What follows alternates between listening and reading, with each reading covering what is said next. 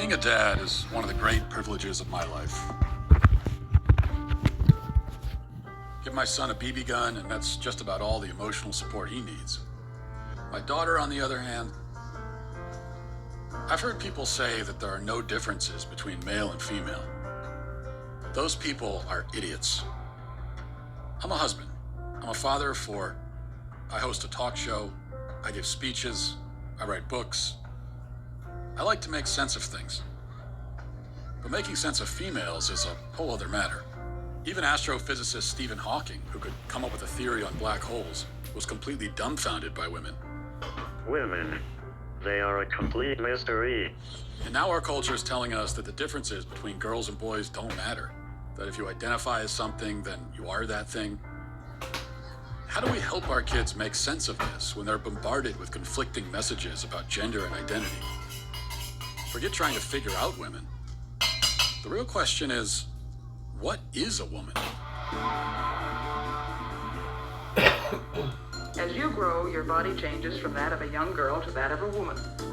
Soon, Molly will be a young woman, having dates, going to dances in lovely romantic dresses. The boy's shoulders are broad and his body muscular, while the girl's body is more curved. I'd like to know more about different kinds of hormones. The presence of these hormones in the blood brings about many changes in the bodies of both boys and girls. Being a woman is one of the things I like best about myself. I think you'll like it too.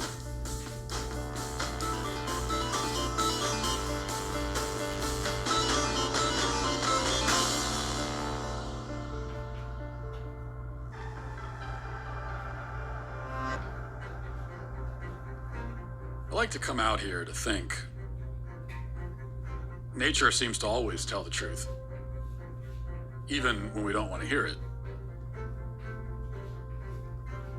Truth is, I'm not very good at fishing.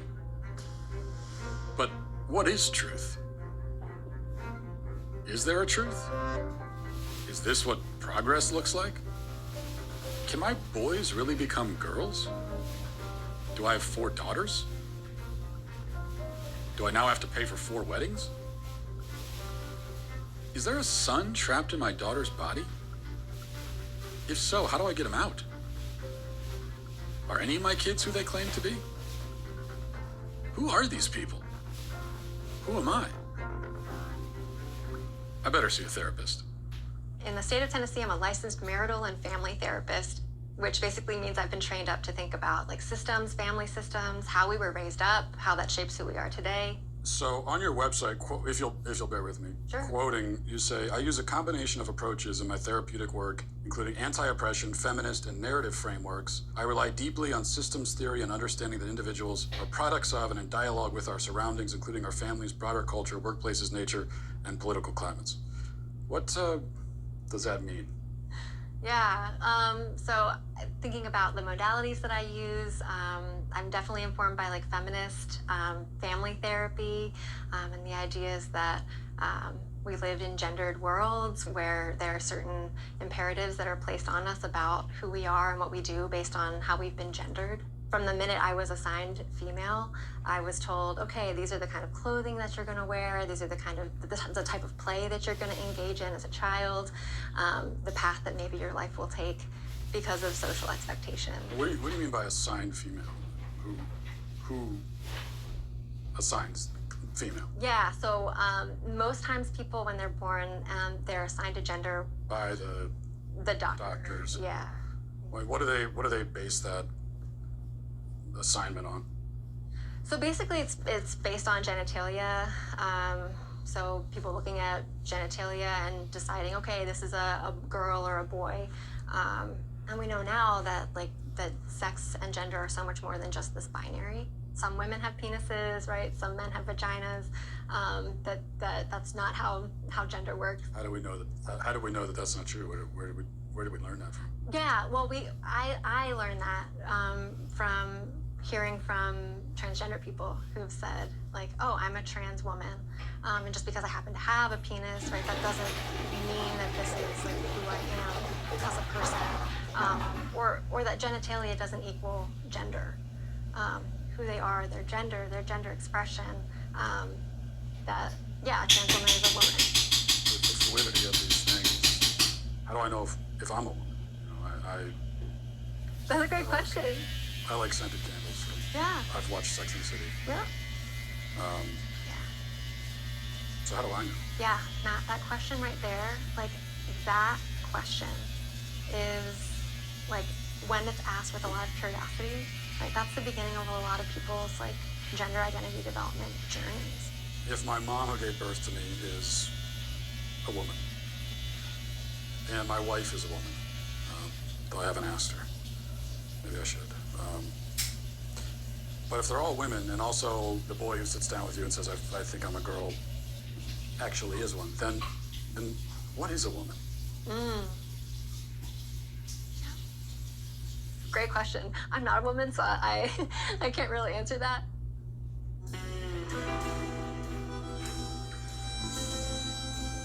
I thought therapy would make me less confused. Am I the only one feeling this way? I need to hit the road and find out.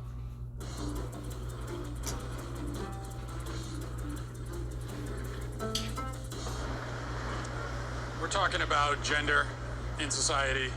Let me start with a real basic question. What is a woman?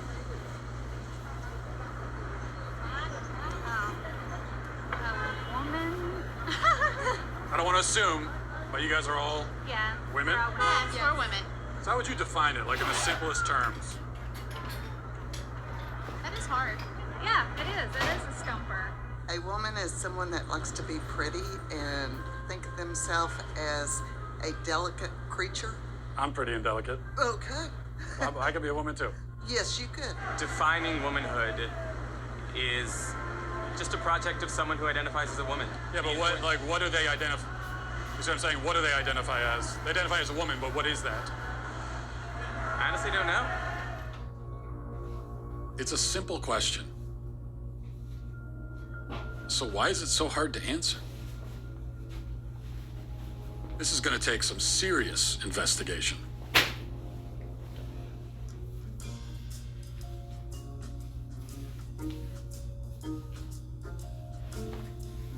For all of human existence, women were understood to be a certain thing. So what changed? No one can seem to answer the question now. Over 2,000 surgeries and counting, Dr. Marcy Bowers is the nation's preeminent sex change surgeon.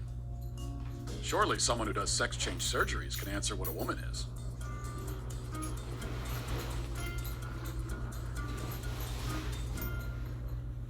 Dr. Marcy Bowers, first of all, thanks for talking to us. My pleasure. So you're a world-renowned gynecologist and surgeon. You're also a transgender woman. Can you tell me a little bit about... Well, I mean, I identify as a woman, but... You're a woman, right? I'm a woman I mean, that's my life, day to day, but I have a transgender history. So one thing on your website, it says gender-affirmed, GAV, gender-affirming vaginoplasty. What is that exactly? A vaginoplasty is creation of female, a female vagina and vulva. We're altering the physical characteristics of the individual to fit better with a gender identity that is female. This is all constructed from the penis? Yes, that's right. The surgeries are quite refined in the sense that they really, not only do they look like female anatomy, but they also function that way. For the most part. I mean, certainly it's a bit of a Faustian bargain. You know, it's not perfect. Does anyone ever regret their surgeries? Or, well, we know they do, but how often do people regret their surgeries?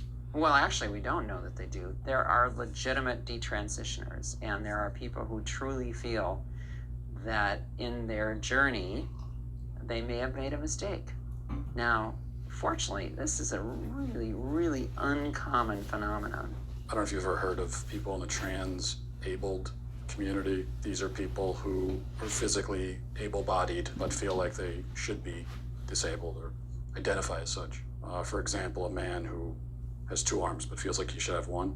If a man in this kind of marginalized community went to the doctor and said, I want to have my arm cut off, do you think that... That doesn't have anything to do with gender identity. Well, it's someone's someone's self-identity, how someone identifies. That's someone who has and I'll accept it as a mental diagnosis, a psychiatric condition. I don't even pretend to know what aptomenophilia is all about, but somehow it's the idea that you're fascinated or charmed by having a limb or part of a limb missing. Okay, I would say that's, pardon my non-medical language, kooky. You don't see any? You think this is totally irrelevant? Yep. So, the biggest, broadest question is, what is a woman? A woman is it's a combination of your physical attributes and then what you're showing to the world and the gender clues that you give. And hopefully those match your gender identity. The critics on the other side of this, of this issue. There aren't many, but go ahead. There aren't many who would disagree with what you're saying about. Well, the dinosaurs of the world are certainly out there.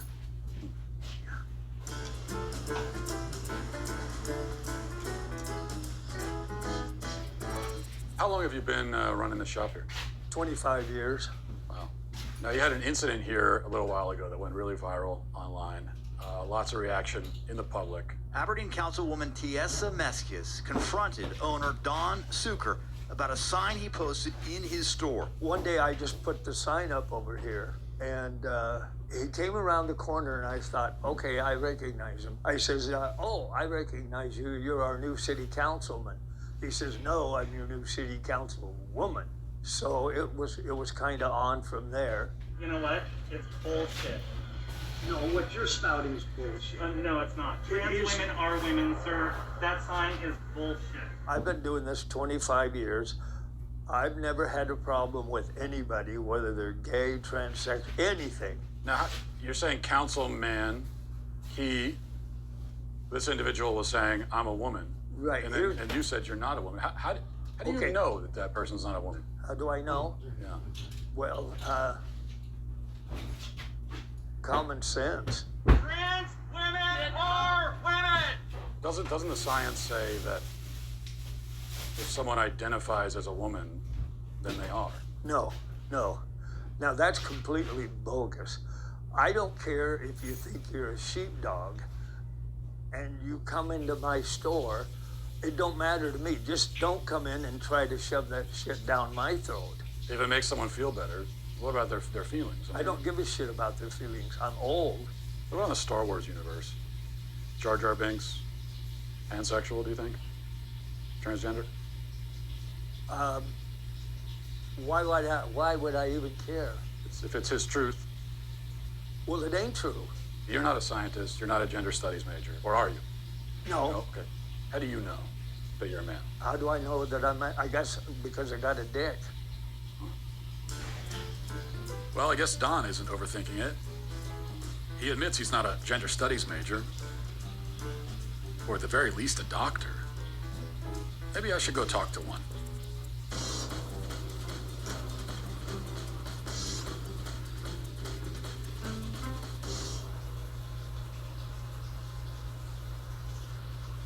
My name is Michelle Forcier, and I have a medical degree from University of Connecticut, residency, University of Utah Pediatrics, and I've worked for a number of different Planned Parenthoods for 20 years. I do advanced contraception and abortion, as well as gender hormones, and sort of looking at the whole sort of schema of gender, sex, and reproductive justice. So you've done a lot of work in this field. Could you just start by telling us? Sure. At what age can a child first begin to transition into another gender or identify themselves as a gender different from how they were born? Yeah. Well, I mean, there's research and data that show that babies and infants understand differences in gender. Some children figure out their gender really early, and the reason why we say, oh, that's interesting or important is because they're figuring out their gender identity is not necessarily congruent with their sex assigned at birth. When the doctor sees the penis and says, this is a male, has the sex of male, that's an arbitrary distinction? Telling that family, based on that little penis, that your child is absolutely 100% male identified, no matter what else occurs in their life, that's not correct. So what does gender affirmation care you're a big proponent of? If we walk through, a child is sitting down with you, is questioning their gender. What's the gender affirmation process? Affirmation means that as a pediatrician, as someone who says my job is to provide the best medical care for you, is I need to listen really carefully. And how I put it in words for kids so that they can understand it is, tell me your story. Where have you been in terms of your gender and your gender identity? Where are you right now? And more excitingly, where would you like to be in the future? Have you ever met a 4-year-old who believes in Santa Claus? Mm-hmm. So this is someone who believes that a fat man is traveling through the sky on a flying reindeer at lightning speed, coming down his chimney with presents. Yeah. Would you say that this is someone who maybe has a tenuous grasp on reality? They have an appropriate 4-year-old handle on the Sure. reality Agreed. that's very real for them. Agreed. But Santa Claus is real for them, but Yeah. Santa Claus is not actually real. Yeah, well, but Santa Claus does deliver their Christmas presents. Well, yeah, but he's not real, though. To that child, they are. When I see a child who, believes in Santa Claus, and then let's say this is a boy and he says, I'm a girl. Mm-hmm. This is someone who can't distinguish between fantasy and reality, so how could you take that as a reality? I would say that as a pediatrician and as a parent, I would say how wonderful my 4-year-old and their imagination is.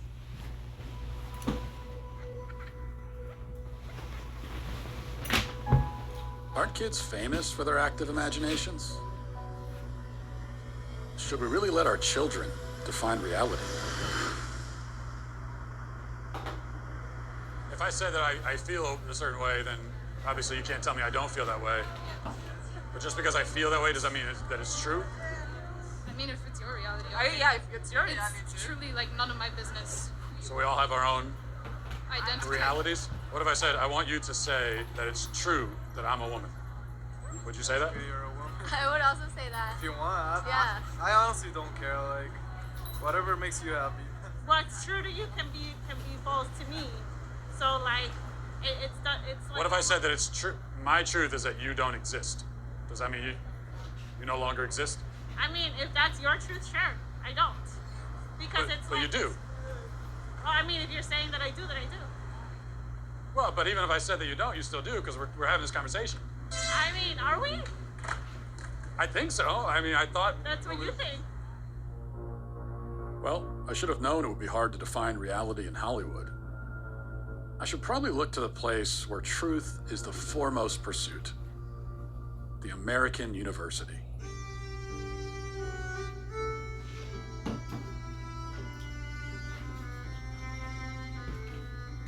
What we do in gender studies is not just reduce gender to what psychologists might call individual differences, but rather thinking about gender. That's not women and man, but gender as a social form, something that kind of infuses itself into virtually all aspects of social life. Let's talk about that then.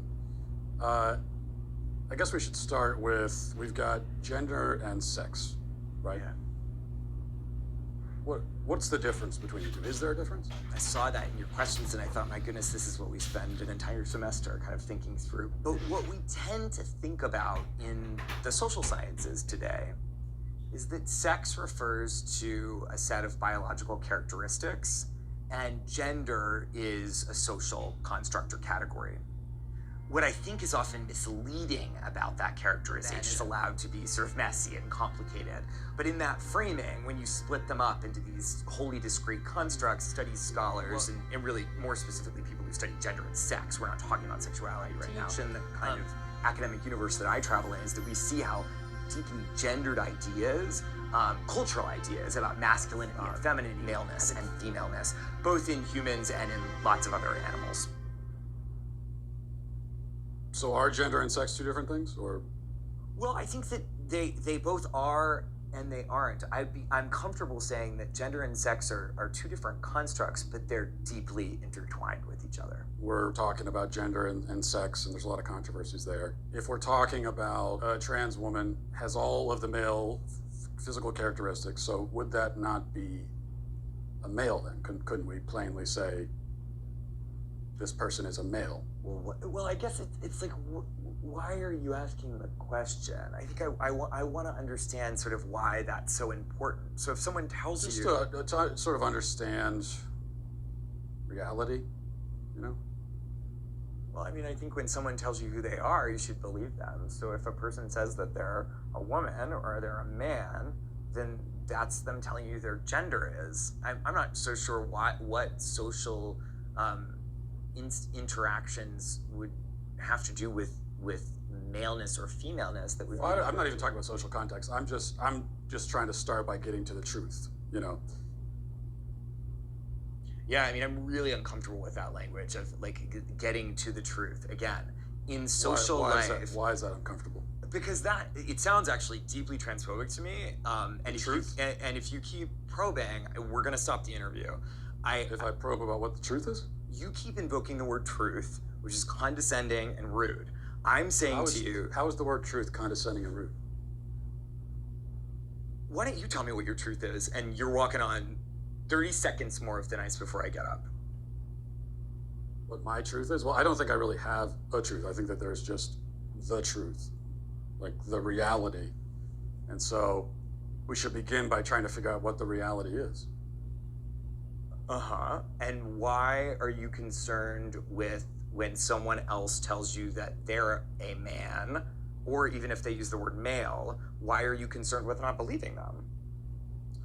Well, you keep bringing it back to, you know, how do you respond in a social situation? But, that's what I do. I'm a social scientist. Well, right, but we're in a university. This is a place of understanding truth, isn't it? Or absolutely, we pursue truth, and I'm a social scientist, and that's what I do. You just said the truth is transphobic.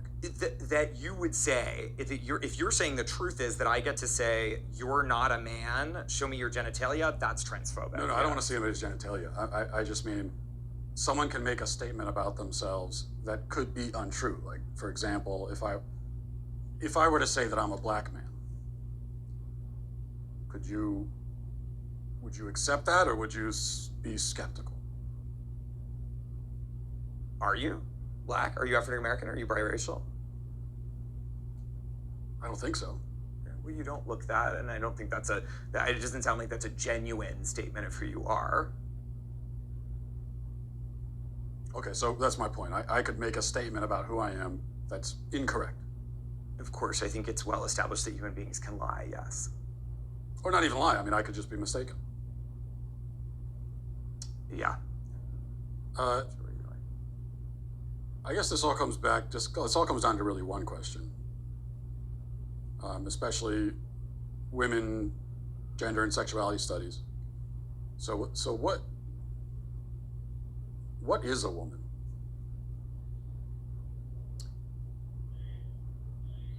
Why do you ask that question? I just really like to know. What do you think the answer to that question is? Well, I'm asking. That's why I came to a college professor who's this is what you do. What other kinds of answers have you gotten?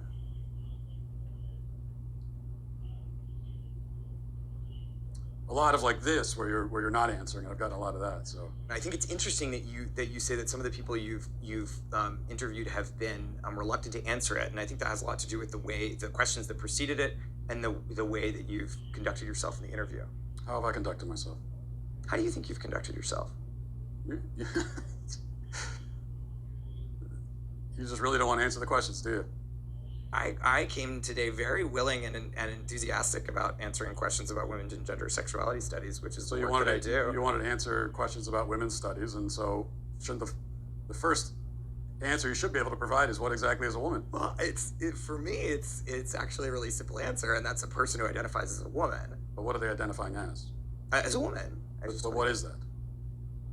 As a woman. Do you know what a circular definition is? I do. It's sort of like what you're doing right now, where a woman is a woman. Because you're seeking what we would call in my field of work an essentialist definition of gender. I think it sounds like you would like me to give you a set of biological or cultural characteristics that are associated with one gender or the other. I'm not seeking any type of definition. I'm just seeking a definition. Yeah, and I gave you one. Well, now I can say I've been to college. Glad I didn't pay for it. Is there anyone willing to give me a straight answer? Ideally, somebody with a bunch of medical degrees on the wall. Dr. Grossman, thanks for talking to us. You're a psychiatrist, medical doctor, and you've done a lot of work in child psychiatry. What is transgenderism from a psychiatric standpoint? The best way to approach it is by speaking about gender dysphoria, which is an intense loathing and discomfort with one's biological sex. They exist anywhere between 1 in 30,000 people and 1 in 110,000. It's important to distinguish those people from what's happening much more recently, which is kids that never had any discomfort or dysphoria, as it's now called, with their biological sex. And then quite suddenly, as preteens or as adolescents, they come out and they announce that they are gender fluid, or they start to question their sex. So first, let's define the terms, sex and gender. Yes, please. Sex is biology. Sex is unchanging. It's based on chromosomes. 99.999% of the cells in the body are marked either male or female. Gender, on the other hand, is a perception. It's a feeling. It's a way of identifying. It's an experience. Okay, that's subjective. It sounds like what you're saying is that if a man is male but thinks of himself as a woman, he's not actually a woman? That's correct. Male gametes. That's what makes me male. No, your sperm don't make you male. Then what does? It's a constellation. In reality, in truth, okay? Whose truth are we talking about? The same truth that says we're sitting in this room right now, you and I. No, you're not listening. If I see a chicken laying eggs and I say that's a female chicken laying eggs, did I assign female, or am I just observing a physical reality that's happening in the world? Does a chicken have gender identity? Does a chicken cry? Well, Does a chicken commit suicide? Let's What does that have to do frame with- it, because you're trying to... Chicken has sex like any biological Chicken has organism. an assigned gender, but a chicken doesn't have a gender identity. So we assign female to chickens when they lay eggs? We assume they're female if they lay eggs. Now, I was told that really everyone agrees with the current approach to gender and transitioning kids and all of that. And if you don't agree, that you're a dinosaur and a bigot. So, are you a bigoted dinosaur? I'm not bigoted and I'm not a dinosaur. I am rooted in reality and in science. Whose reality? There's one reality. The first race that I competed against a transgender athlete was during my freshman year. And once the gun went off, the two transgender athletes took off flying and left all of us girls in the dust. Throughout all 4 years of high school, I was forced to compete against biological males. I only competed against them in the sprinting events, but I raced against these athletes over a dozen times throughout the years, and every single time I lost. Did they inch you out of medals that you would have won otherwise, or trophies you would have They won? beat me out by 20 meters out of medals, and qualifying spots, I missed out on qualifying for New England's. I had to go in the long jump and the 4x200 meter relay, so I was forced on the sidelines in my own event, and if they were not there, I would have been able to qualify. So I missed out on so much throughout my high school career. Did they win all the events or almost all the events? Between the two of them, they won every single event they competed in. How does that feel? It is so frustrating and heartbreaking because we elite female athletes train so hard to shave just fractions of a second off of our time. and going into races knowing that we will never be able to win. Feels like all that work gone to waste. It does. After so many losses, it just gets to the point of, why am I even doing this? Why am I keep training so hard and sacrificing so much just to place third and beyond?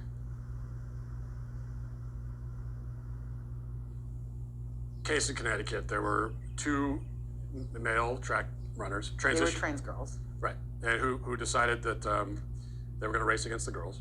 And you look at those individuals, you look at their times against the men, against the boys, so they were kind of middle of the pack. And then they're racing the girls, and they're, first and second place. Is that indicative of some kind of unfair advantage that those individuals might have against the girls? No, it's not indicative of an unfair advantage. And I think part of the proof of this is that more transgender girls are coming out in high school and still playing sports, and they're not winning. The Connecticut case is the exception.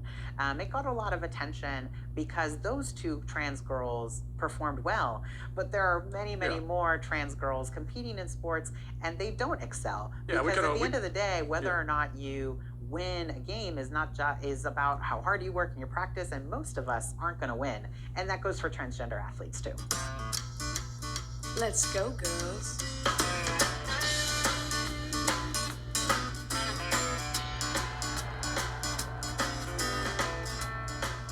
The norm is that transgender youth don't win that much in sports games. Alana McLaughlin was very appreciative for Provost to take this fight. I don't know how appreciative is now, but she got a couple punches in. It is very much the exception when a transgender young person does win. And the tap. And it's because there's not really an advantage to being trans. Only a few people are going to lead the pack. There are some slight differences, but does it translate to a competitive advantage? I think you'd be very hard-pressed to prove that.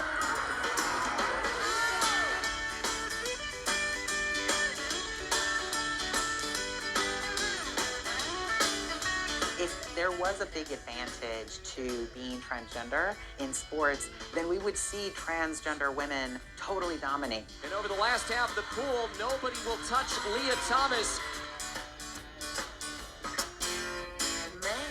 Feel like a woman. Transgender swimmer Leah Thomas breaking barriers and records. But in a new article, Sports Illustrated calls the college senior the most controversial athlete in America. Leah obviously helps us do better, right? Leah's swimming really fast. Leah's performance helps the University of Pennsylvania swim team. The feeling of winning doesn't feel as good anymore because it feels tainted. There was a lot of things you couldn't talk about that were very concerning, like a locker room situation. If you even brought up concerns about it, you were transphobic. If you even bring up the fact that Leah swimming might not be fair, you were immediately shut down as being called a hateful person or transphobic. But there's never any conversation. The coaches don't sit everyone down and acknowledge what everyone's really upset about. So Penn actually brought in people high up in the athletic department to talk to us. They brought in someone from the LGBTQ center. They brought in someone from the psychological services. So you're upset about what's happening, and so you need psychological help. Yeah, and they told us in this meeting, they said, look, we understand there's an array of emotions, but Leah's swimming is a non-negotiable. However, we can help you make that okay. That's what we're here for. So you're anonymous for this interview. Why did you decide that you can't have your face out there saying these things? They've made it pretty clear that if you speak up about it and you say anything negative, that your life will be over in some way. You'll be blasted all over the internet as a transphobe if you come out, and then you'll never be able to get a job. Anyone who wants to hire you will look you up and see you're transphobic, and your life will be over. Let's say that I identified as a woman tomorrow, and I wanted to go into the same locker room where you are. Should I be allowed to do that? As long as I identify that way? I don't know. I just feel that other women would be uncomfortable by you walking in there. Ella dice que qué tú piensas acerca de que los hombres que son transexuales usen baños de mujeres. ¿Tú crees que está bien? No. Pero dilo. No, porque tienen ver. Controversy at a health club in Koreatown over the issue of gender. That's right. Video of spa goers complaining was posted on social media. I just want to be clear with you.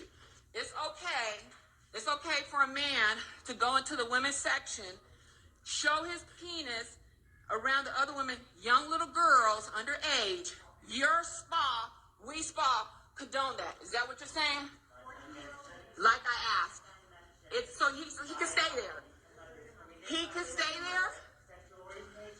What sexual orientation? I see a dick. Police identified the person involved as 52-year-old Darren Morager of Riverside County. Morager, who has been a registered sex offender since 2006, now faces 5 felony counts of indecent exposure. Hello, I'm Congressman Mark Takano. Trans Month of Visibility is a time to recognize the strength, diversity, and resiliency of the transgender community. Together, we can make our country and our world a more accepting place by speaking out against transphobia at the source and supporting the trans community by getting the Equality Act signed into law. Congressman, thank you for being here. Thanks for joining us. You are the first member of Congress who's a member of the LGBT community and also a person of Asian descent. You're also a big proponent of the Equality Act. Yes. What is the Equality Act? If you were to just summarize it very briefly, I know it does a lot. The most simplest way to talk about the Equality Act is that it simply amends the 1964 Civil Rights Act to include sexual orientation and gender identity.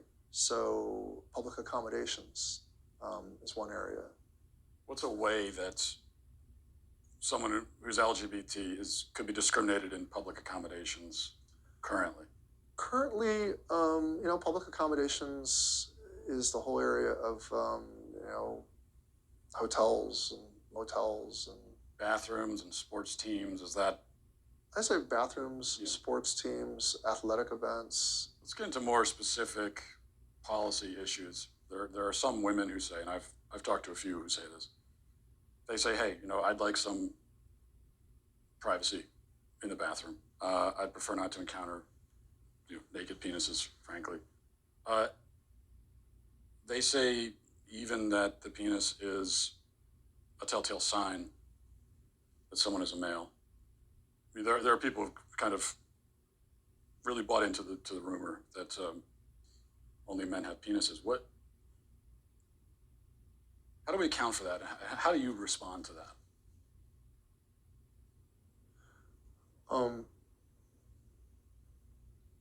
Well,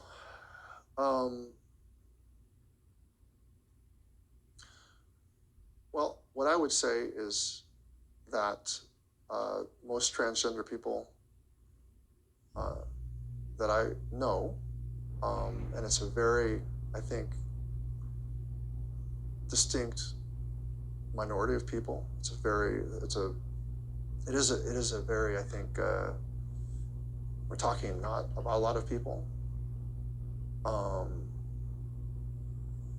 I think a person who wants to use a women's bathroom, who identifies as transgender, really does think of themselves as a female.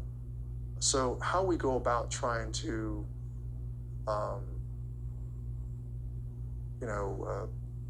respect their basic right to live, I think will be an important part of this law. And bathrooms. Well, wait a minute. Bathrooms are, where you want to take this conversation instead of the basic right to this life is something that I'm kind of mystified that you're kind of not focusing on first, that we're going straight to controversy over bathrooms. So, you know what? I think this interview is over. Yeah. I think this interview is over. I just had one last question. The interview's over. We want to know what is a woman? Please turn off the cameras. Excuse me. So we're gonna end the interview. If you guys could please pack up and return to the office exactly. I just wanted to know. Okay. I came all this way to know what. They're fair question. I just wanted to know what is a woman. You're not gonna find out.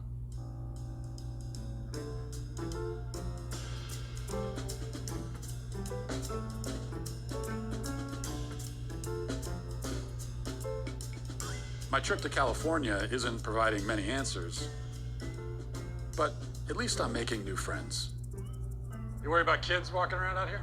No, because I raised 2 daughters. They're 2 of the most well-adjusted adults. They grew up around naked people, and there's been studies that have shown that children raised around non-sexual nudity actually have fewer hang-ups when they're adults. People do have hang-ups. There's a lot of things hanging right now during this conversation. Can anyone be any gender they want to be? Can a man become a woman if he wants to be? I leave that. I mean, what people do, that's personal choice. People can live the life they want to. I'm trying to live the life I want to, an authentic life, and I can see that's that. why I respect other people's rights and to choose what they want to do. Well, why are you asking a gay man as to what it means to be a woman? You should be asking women what it means to be a woman, especially trans women, what it means to be a woman. I'm asking all kinds of people. Can anyone have an opinion about it? Only people who are women. Gay men don't know nothing about what it means to be a woman. Have you told gay men here in San Francisco that they're not allowed to talk about this? No. But it's not like I come around and say what a gay man is allowed to be. So you're saying if you're not a woman, then you shouldn't have an opinion? Where does a guy get a right to say what a woman is? Women only know what women are. Are you a cat? No. Can you tell me what a cat is?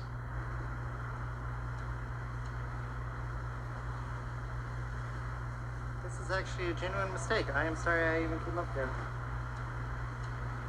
You want to tell us what a woman is?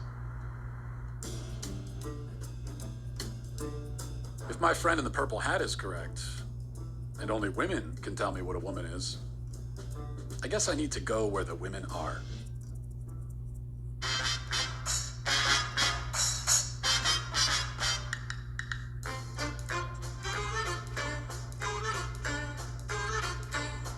What is a woman? Can you tell me that?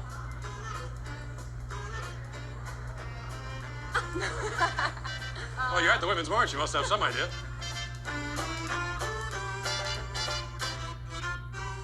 So, I see girls, vagina.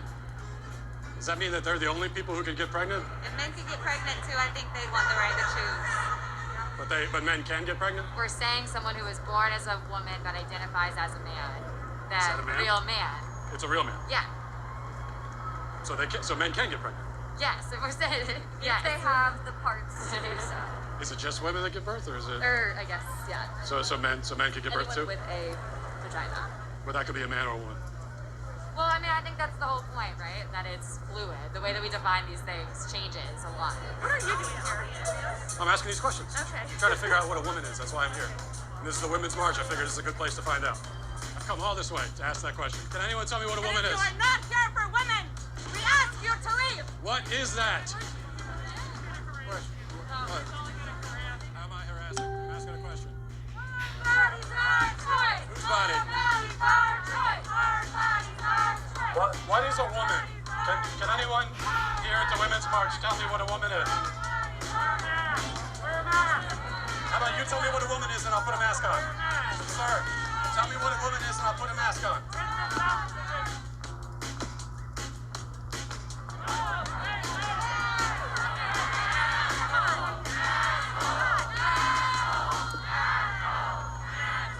Please, if one person could tell me what a woman is. Do you guys know what a woman is by any chance? No idea. I've been all over America. I still can't find an answer. Maybe I'm looking too close to home.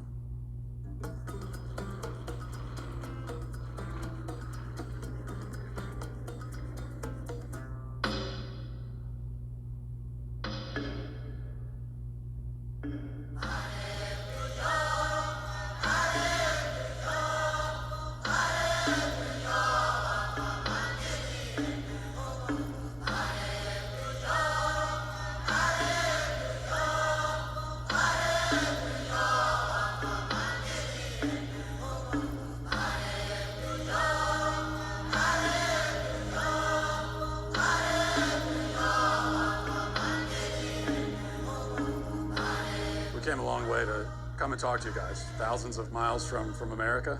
So thank you for inviting us into your tribe, first of all. I can say it is my pleasure to meet you and feel most welcome. But you're here to learn with me. I'm here to learn with you too. Great.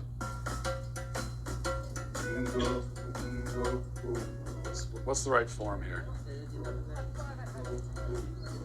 It's just with the elbow? Yeah. I mean, they're laughing, so I guess it's not good, but I thought it was pretty good. Not good enough to be a man yet in your tribe, but what does a man do? What are his roles within the tribe? At the role of a man, you need to work for your woman. Secondly, to have children. If you have children and you don't have something to feed them, you are not still a man.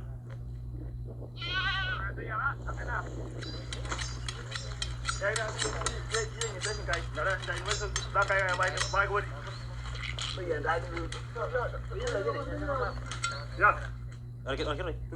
go. All right. Yeah. Okay. That's the blood.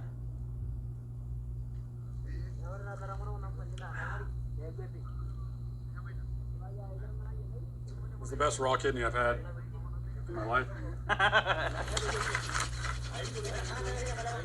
What if a man decides that he wants to do the roles of a woman? Kidogro orna yende hikunya lele aines ndogringen kiro. In Maasai community, it will not exist at all. Doesn't exist? What if a man decides that his gender identity is woman? Kidogro orna yende le nega wanana inkiro. A woman has its own duty, and a man has its own duty, and a lady cannot do the duty of a man, and a man cannot do a duty of a woman. Can a man become a woman? No. No? No. What about a transgender? Okay. Transgender?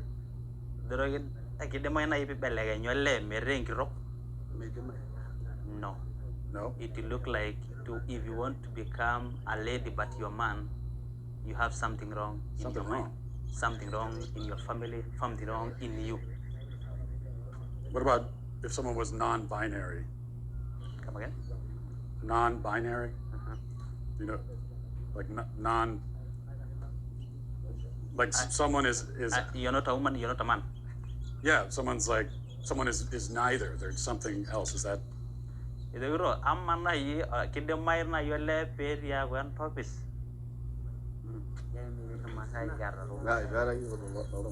He's saying we have never seen things like those. For a man, he has a penis. For a woman, he has a vagina. So we know this is a lady, this is a man. What if it's a woman with a penis? Both? Is that?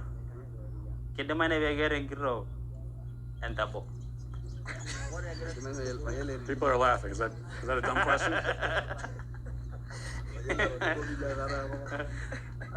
They're just laughing because they have never heard something like that. This is their first time. Never heard it before. A woman have a penis, and she is a woman. In my country, I can't go a day without hearing it. We hear it every day. So in my country, sometimes you'll hear people say, a man will say that I'm a woman trapped in a man's body, and so they say that I have a woman trapped inside me.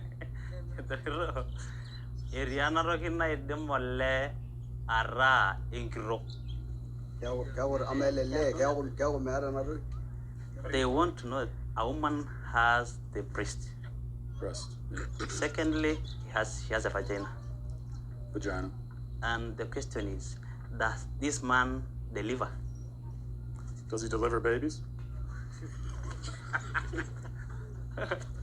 No, not as far as I know. The question is, let's say if you want to sleep a woman, definitely you'll do sex. Sex with a woman. Yeah. And you the vagina, is it? But for the man, where do you You ask that question. I don't know all the logistics of it. Based on what I'm saying, would you ever want to move to America? They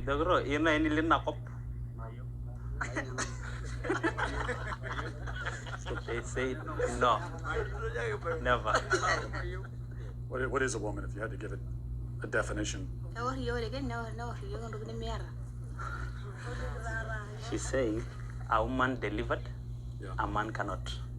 So it sounds like you don't spend a lot of time thinking about Gender. You just kind of live your lives. You don't think much about it. He said, no, because we believe that's a God plan. God's plan? He's saying that I'm shocked on what you are telling me. He's shocked. Yeah. The Maasai people don't think much about gender, but they have a firm sense of their identity. It's clear that gender ideology is a uniquely Western phenomenon. So where did all this come from? Who came up with it? And why? Matt, I want to show this to you. You're a parent, right? Okay? It's perfectly normal for 10 years and up. Here's just one page I want you to see here.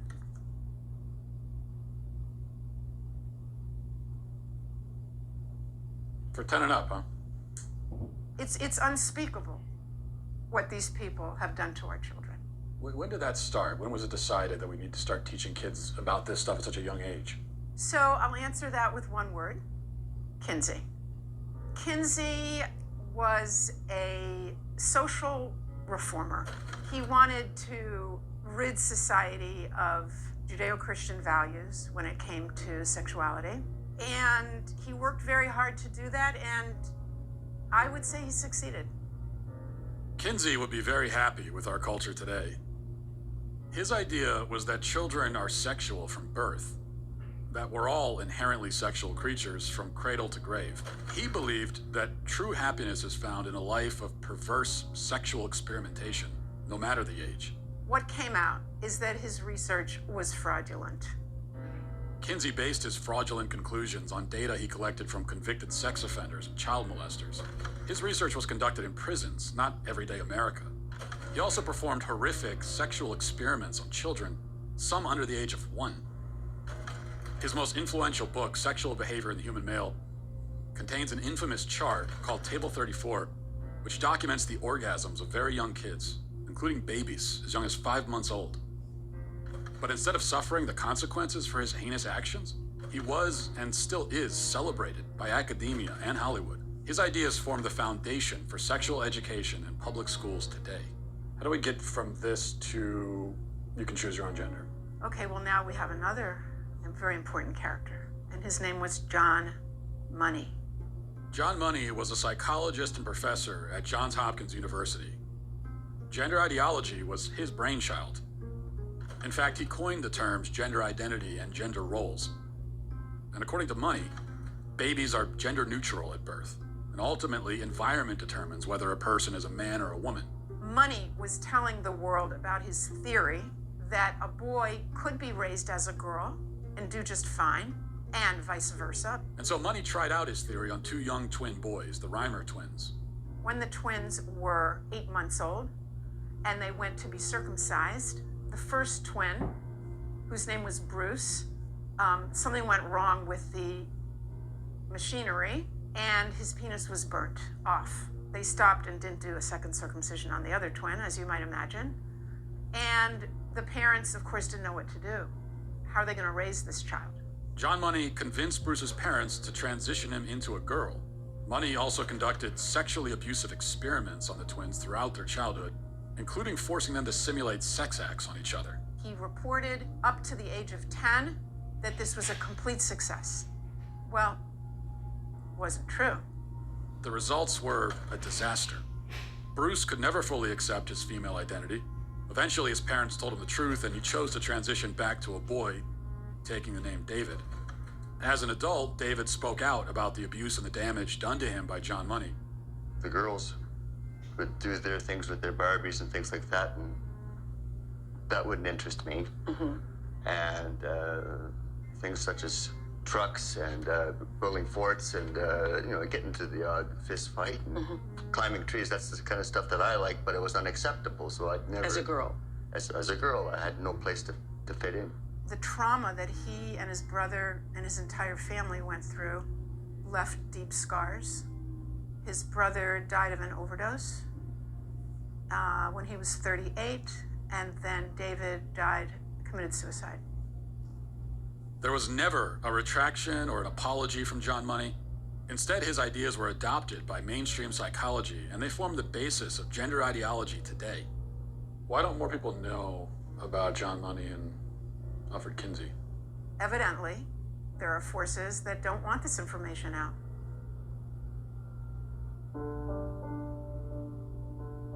I never fit. I was an alpha female, a sales executive that kind of just didn't fit in any box.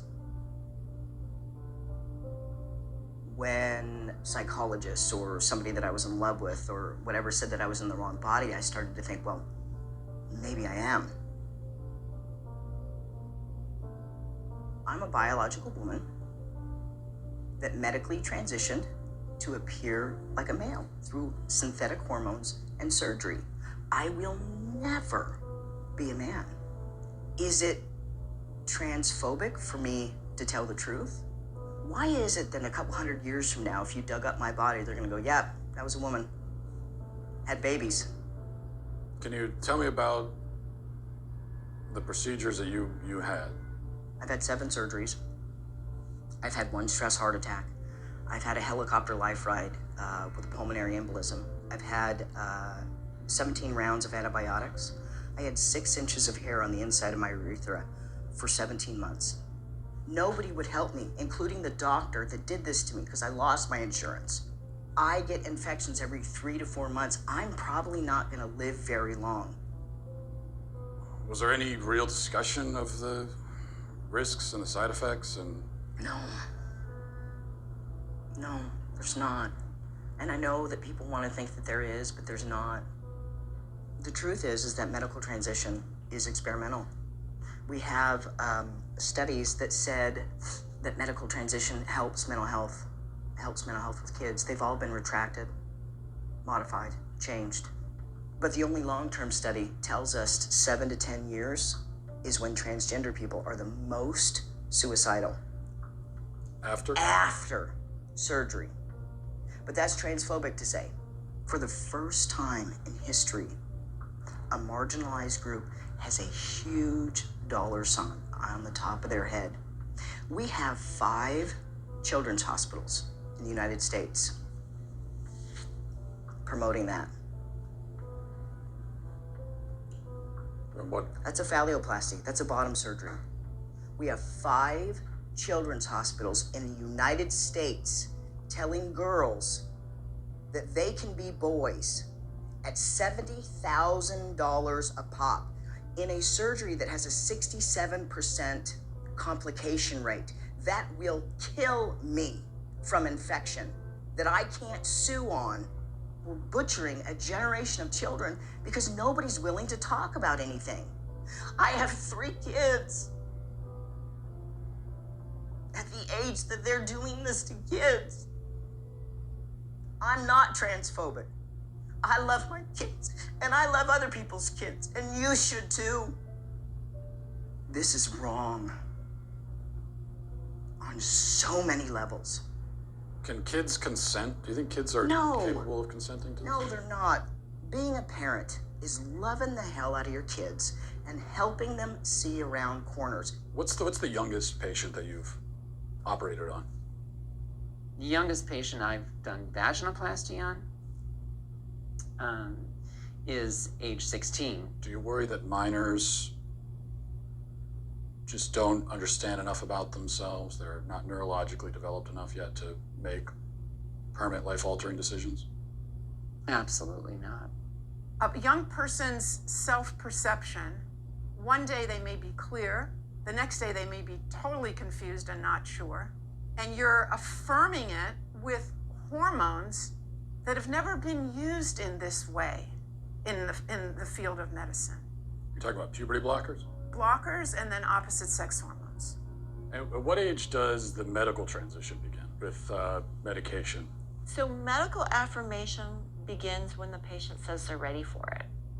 So that could be a kiddo who is just starting puberty and panicking because they're getting breast buds or their penis is getting bigger and busier and they're worried about all kinds of masculine changes. And that way, puberty blockers, which are completely reversible and don't have permanent effects, are wonderful because we can put that pause on puberty.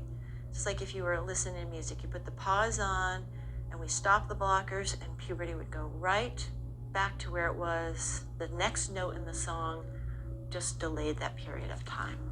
You can just pause puberty No, you can't. and then pick it up No, you can't. for the future. No, you can't.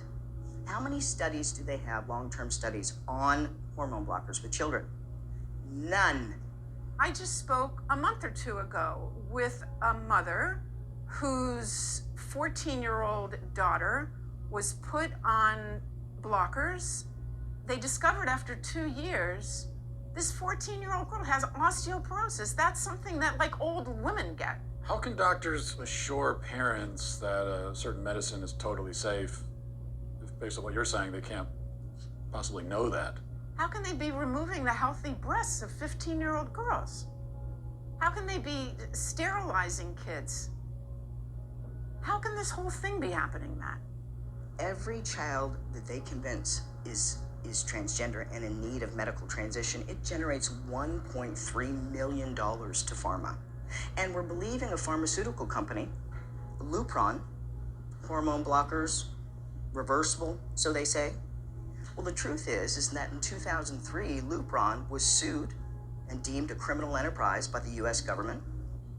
They paid the most fine of any pharmaceutical company at that time, $874 million, wrote a check. Is Lupron chemical castration? Yes. We're giving it to pedophiles, aren't we? We're giving it to people that are dying, and we're giving it to kids, telling them that they were born in the wrong body and it's completely safe. One of the drugs used is Lupron, right? Which has actually been used to chemically castrate sex offenders? You know what? I'm not sure that we should continue with this interview because it seems like Why it's not? going in a particular direction. Well, you're a medical professional. I am a medical professional. So you don't want to talk about the drugs that you give to kids, or? Again, I'm a physician and I use medication. You're choosing exploitive words. Drugs I give to kids. I'm choosing a chemical word castration. that was in a dictionary. That's not a correct term for puberty blocking. I mean, I could like look it up on my phone, but I'm pretty sure if I looked it up, like, You can look it up on your phone. it says medical definition: the administration of a drug to bring about a marked reduction in the body's production of androgens and especially testosterone. And I'm saying, as a pediatrician who takes care of hundreds of these kids, when you use that terminology, you are being malignant and harmful. I mean, there are some who would say that giving chemical castration drugs to kids is malignant and harmful. It's about the context of caring for a child and seeing the suffering that kids can have that have not been in affirmative home situations. What do you say to the claim that, well, we have to do this for these kids because if we don't, they'll kill themselves. They'll resort to drugs and self-harm. A lot of them were hurting themselves. A lot of them were suicidal before they even discovered gender. That is never part of the discussion. And they say, what would you rather have? A living daughter or a dead son? If this is what the professionals are saying, it's terrible emotional blackmail. Hello? Hey, is this? This is, yes. Hey, it's Matt Walsh. Where are you right now? I'm in Vancouver, British Columbia, Canada right now. Are you able to leave? I'm not able to leave BC. I can't even go to another province in Canada right now. And it's because I'm technically out on bail. What happened exactly?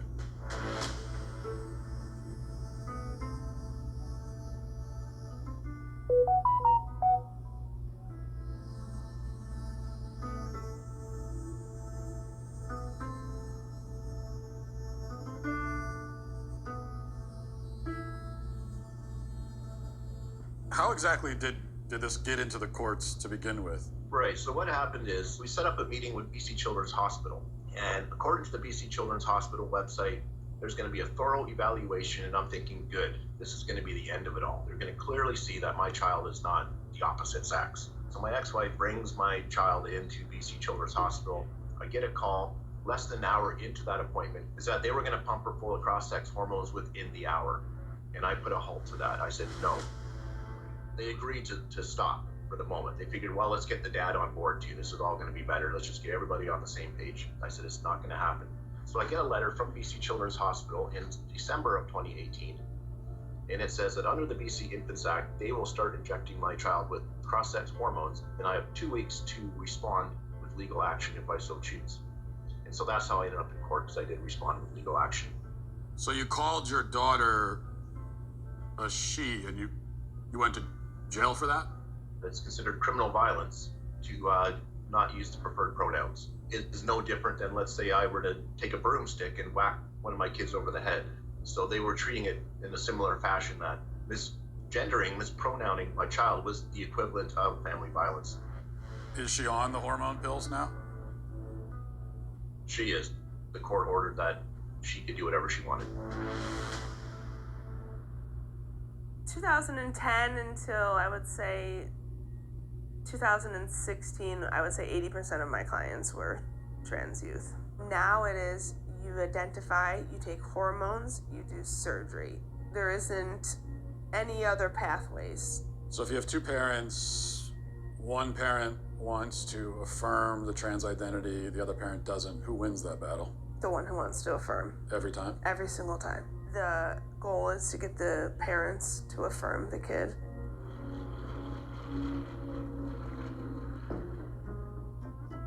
There's no such thing as a gender-affirming therapist. That's a contradiction in terms. Why? Because you don't affirm if you're a therapist. It's not your business to affirm. You come to see me because there's something wrong. Maybe you come to see me because a destructive element of you is wreaking havoc in your life. I'm on the side of the part of you that wants to aim up, man. That's what I'm on the side of. Okay, now I don't know what that means in your case, but we're going to talk about it. Am I going to affirm what you think? No, it's not up to me to affirm it. You don't get a casual pat on the back from a therapist for your pre-existing axiomatic conclusions. That's not therapy. That's a rubber stamp. Is anybody at any point explaining to these kids the real long-term consequences of hormones and puberty blockers? I don't think they're explaining it to the kids. So that has frightened me, that it's become, that we're even talking to the kids about it at 10. We're presenting it in schools. So this generation, they're the lab rats. Biological sex, binary. It's been binary for like 100 million years, longer than that. Temperament is not binary, temperament or personality. So that's gender. Temperament is gender? Well, gender is not a good word because it's vague and it isn't measurable. So do we need it? Why can't we just say temperament? What do we even need the word gender for? Well, I don't need it. Yeah. But what I would say is that people who talk about the diversity in gender are actually talking about diversity in personality and temperament, but they don't know it. You can have a masculine temperament if you're a woman. Maybe 1 in 10 women have the average temperament of a man. And you can have feminine men temperamentally. And it's not that uncommon because the differences between men and women temperamentally aren't that great. There are masculine girls. There are feminine boys. What are we going to do about that? Carve them up? You, as someone who started your professional life, transgender care. Yeah. Now you're sitting here talking to me. I'm a dangerous man, I've been told. Mm-hmm. Are you worried about reprisals? Are you worried about how this is going to play among your professional peers? I am worried that I can't have conversations with any other peers. I don't know any other peer that will speak to me around these things that question it. I just don't think developmentally this is helpful to our children.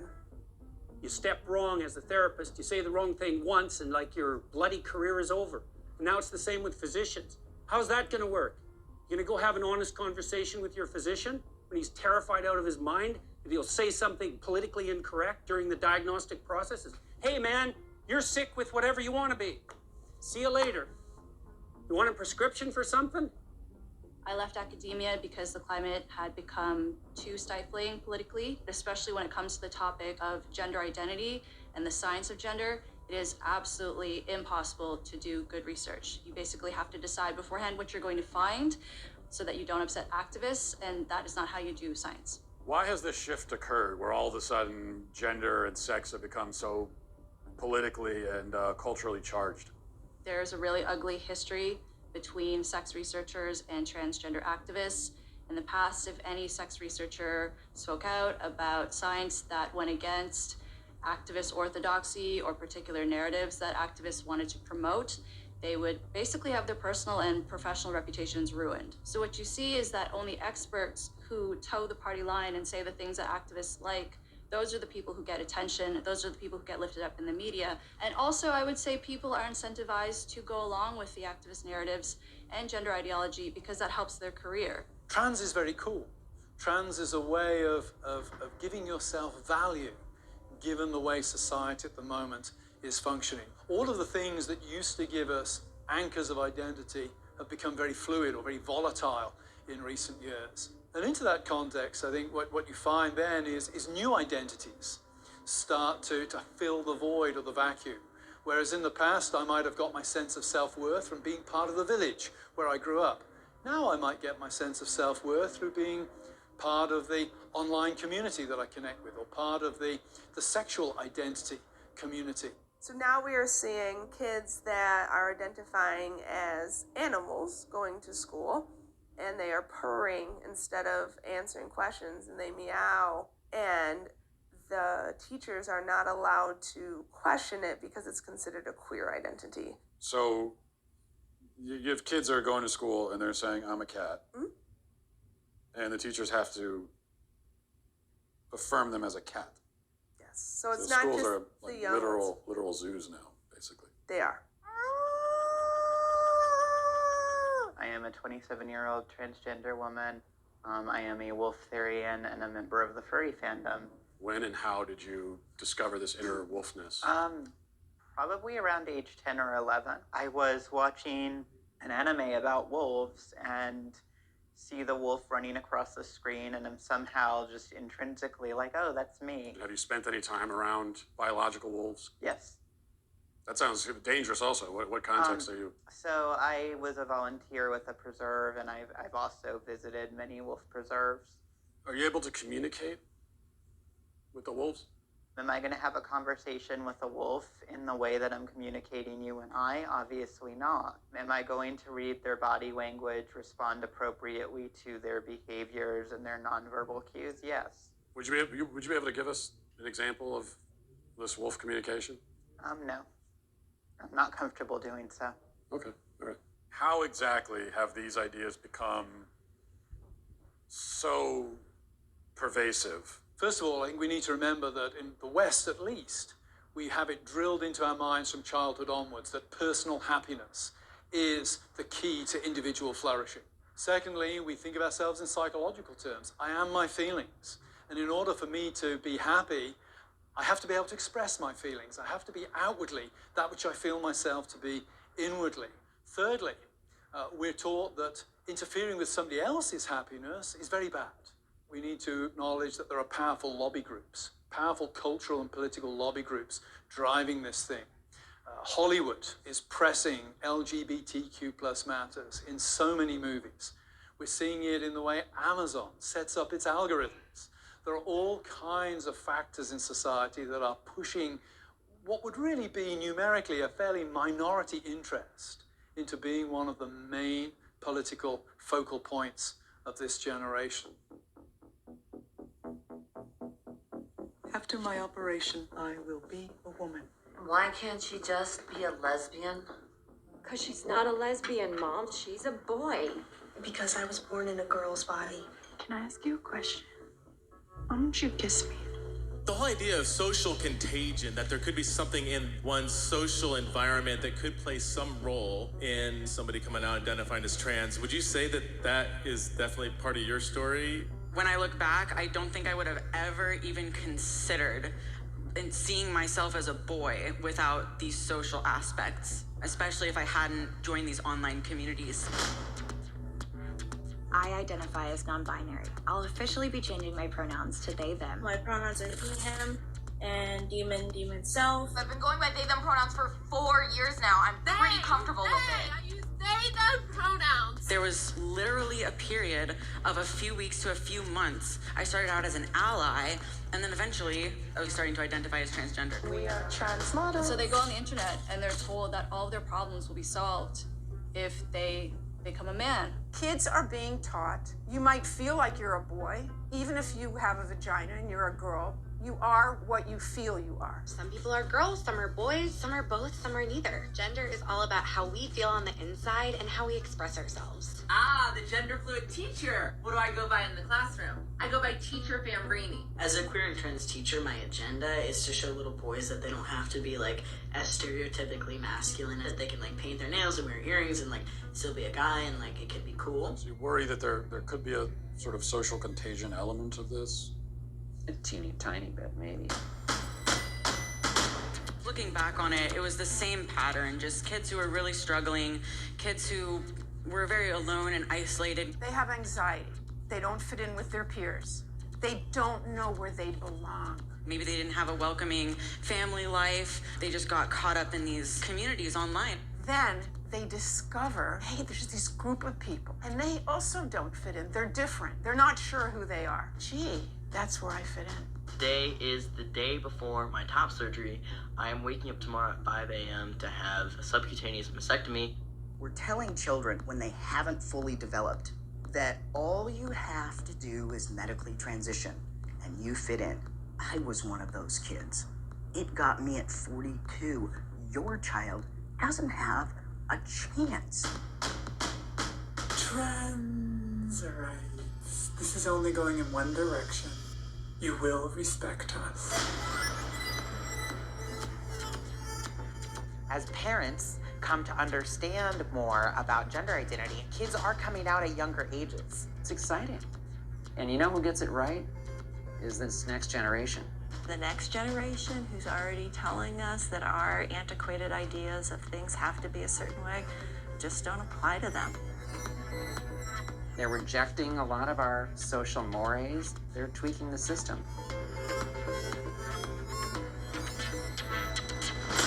I just don't think it's realistic to put this decision on them that is basically saying, are you okay with the risk of permanent health effects that you can never ever reverse? How can you ask that of such a small child? I'm a physician and I use medication. Certainly it's a bit of a Faustian bargain. Puberty blockers, which are completely reversible. You keep invoking the word truth. You're just condescending and rude. Some women have penises, right? Some men have vaginas. Does a chicken cry? Does a chicken commit suicide? I'm not a woman, so I can't really answer that. I guess because I got a dick.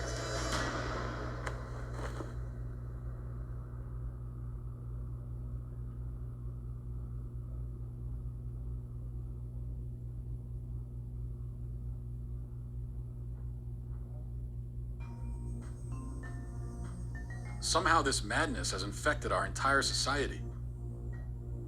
Am I the crazy one? I'm done asking questions.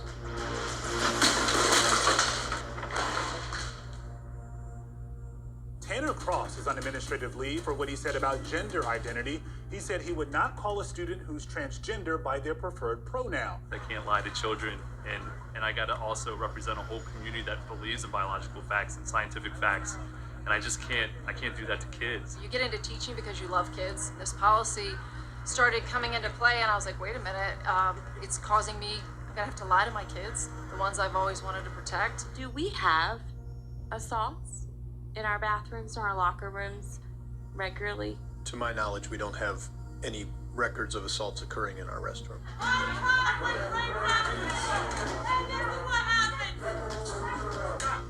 The predator transgender student or person, simply, it does not exist.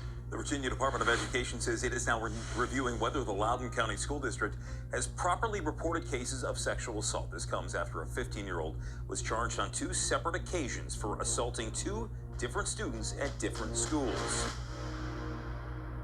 Dozens rallying tonight in Loudoun County to protest the school's policies. So that includes limiting who can talk during public comment portions of board meetings.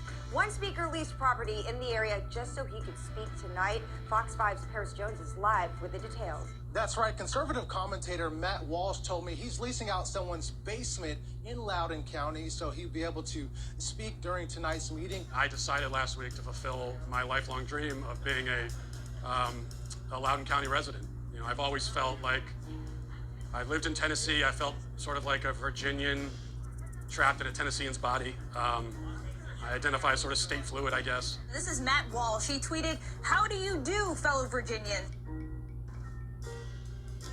Now I just got to explain to my wife and kids that we're going to be staying in someone's basement.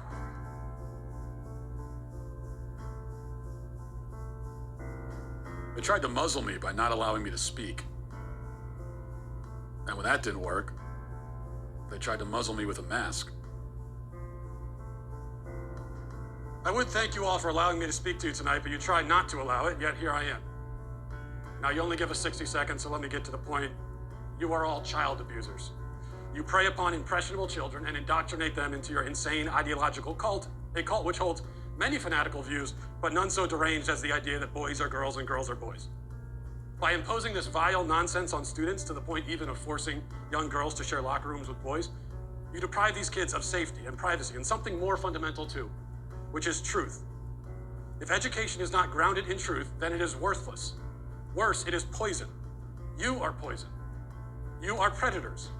I can see why you try to stop us from speaking. You know that your ideas are indefensible. You silence the opposing side because you have no argument. You can only hide under your beds like pathetic little gutless cowards hoping we shut up and go away, but we won't. I promise you that.